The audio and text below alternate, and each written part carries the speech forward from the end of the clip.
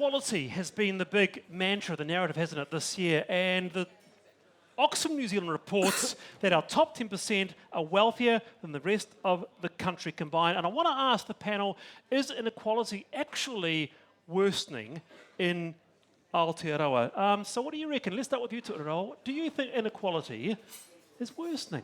Yes, I do. The research tells us that for a starter, and even on the ground in the areas that I represent. So what does it look like personally? What does it look like? Away from the stats, what does inequality look like to you? It looks like people who go without food. It looks like children who go to school without any food, who don't have the right uniforms to be able to go to school and actually attend school. It looks like sickness. It looks like cold houses. And that's what we've been attempting to do in terms of putting things in front of the government. Is it the government's fault?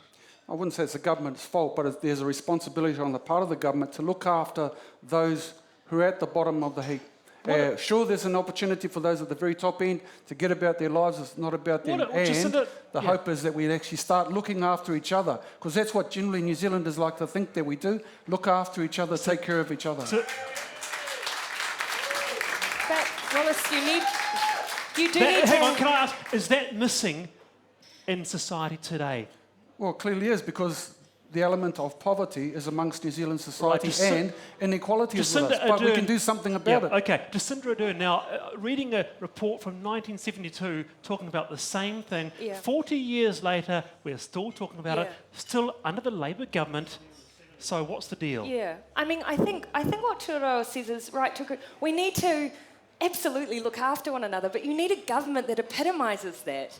And we don't have that right now. Inequality reached its highest point 2011. The only time in the past couple of decades we've seen it go down was when Labour brought in working for families. Because that was an active attempt to actually say, look, wealth needs to be redistributed in New Zealand. It is structural, and that does mean that governments can have an impact on it. Bill English, though, says, doesn't he, that billions of dollars being spent annually on low-income people. Let's talk to Jackie Dean. What did you hear? But Wallace, when you have a set of tax cuts, where 40% of tax cuts go to the top 10%, you're making inequality worse. But Jackie. I do think it's worth noting a couple of things, and the first one is the measure that is used. The Household Incomes in New Zealand report has said there has been no evidence of inequality getting any worse and the gap widening over the past 10 years. Right. And that's the evidence. And the other thing I think it's really worth remembering is that the top 15% of New Zealanders... What about this professor that launched last night, Professor Jonathan Boston, says he sees worse poverty in Delhi than he sees in some of our places. Here, caravans, diseases in Aotearoa that are historic. So what do you think? What's your answer to that? So this government is putting an enormous amount of funding into vulnerable families. We know that, but do you Well, accept... I mean, you asked the question, and that's the I'm just answer. asking, What are we doing about it? do you accept that extreme poverty exists in New Zealand right now?